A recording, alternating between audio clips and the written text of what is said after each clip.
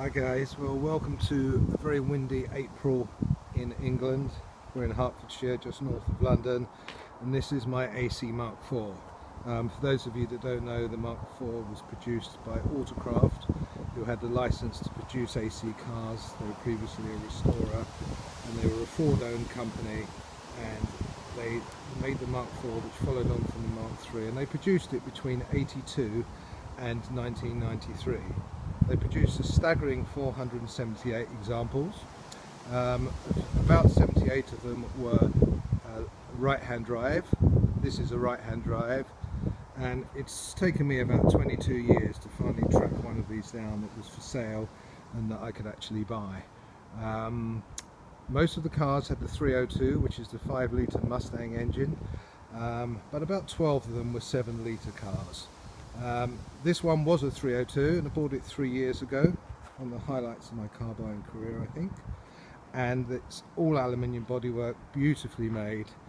But for me and a few other owners, the 302, the Ford Mustang engine, which was a heavily emission regulated engine, really didn't deliver the performance that a Cobra might have done. So I spent the last 16 months painstakingly planning and recording every detail of this car, drawing it up on a CAD system, with the idea of fitting an aluminium 7-litre engine, which you all know is the 427 engine, and it's the 427 engine that chassis that this car has, and the 427 body. So it seemed to me, rather than just put a crate engine in, which would have been about 3 weeks work, I spent a year and a half out of my life and try and put the 7-litre in.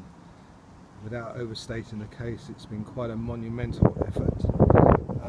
But this is an all aluminium 7-litre, and that means it's an original engine, but it's been rebuilt with an aluminium block, and that means that it weighs the same as the 5-litre that was in there, which is a great prospect, because the car handled beautifully. Didn't have enough power, but it handled beautifully, and it's been an enormous task to get this engine in here. All these footwells have been remoulded bigger, a very difficult task when you have to build the moulds inside the engine bay. You can see the headers just been built by Simpson Engineering, all stainless. Quite a lot of distance between the engine and the fan. One of my concerns is whether this original radiator is going to be big enough, but it might be. And it has got this famous 2-speed Ford Taurus fan on it.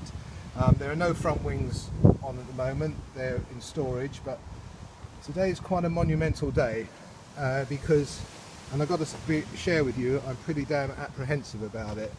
I bought this engine, it took 2 years to build, it came in from Detroit about 2 years ago, and quite frankly, it's never been started.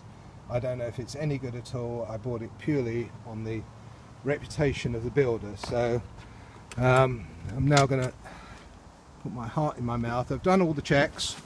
There is fuel coming in to the engine. We have got fuel pressure. This is the new dashboard that's been constructed. Done everything in-house apart from the engine building and the exhaust. The thing we're really looking for here is the oil pressure.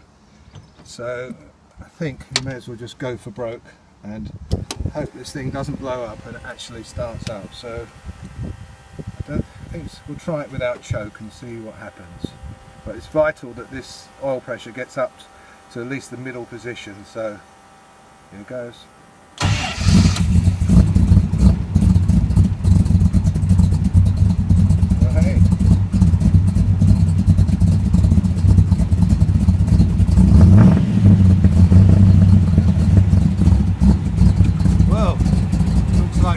Good might have happened. Now we're going to check the leaks.